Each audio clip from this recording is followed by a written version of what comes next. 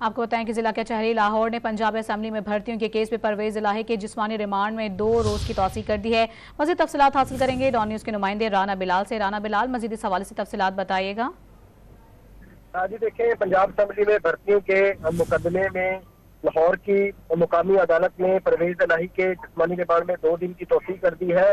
परवेज इलाही के वकला की जानिब से जिस्मानी रिमांड की मुखालफत की गई थी। एंटी करप्शन के वकला ने 12 दिन के जिस्मानी रिमांड की इस्तदा की थी और ये कहा था कि परवेज इलाही से तफ्तीश मुकम्मल करने के लिए उनका जिस्मानी रिमांड दिया जाए। इसके साथ साथ जो रिपोर्ट पेश की गई एंटी करप्शन की जानिब से, उसमें यह बताया गया था कि परवेज इलाही के घर में परवेज इलाही लेके जाया गया और परवेज इलाही ने 41 लाख रुपए भी वहां से रिकवर करवाए हैं। इस सारे मामले की मजीद तफ्तीश करनी है।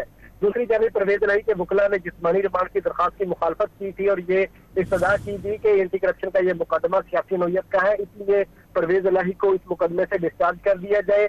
जुडिशल मजिस्ट्रेट इमरान आबद ने अफ्रीकन वकला के दलाइल सुनने के बाद और रिकॉर्ड का जायजा लेने के बाद फैसला महफूज कर लिया था, जो कि अब से कुछ देर पहले अदालत ने सुना दिया है। और परवेज इलाही के जिस्मानी रिमांड में अदालत ने 2 रोज की तौसीक कर दी है और 2 रोज बाद दोबारा परवेज इलाही को अदालत पेश करने का हुक्म दिया है। और साथ ही साथ परवेज इलाही से जो तफ्तीश होगी उसकी रिपोर्ट भी अदालत ने अहदा समात पर तलब कर ली है।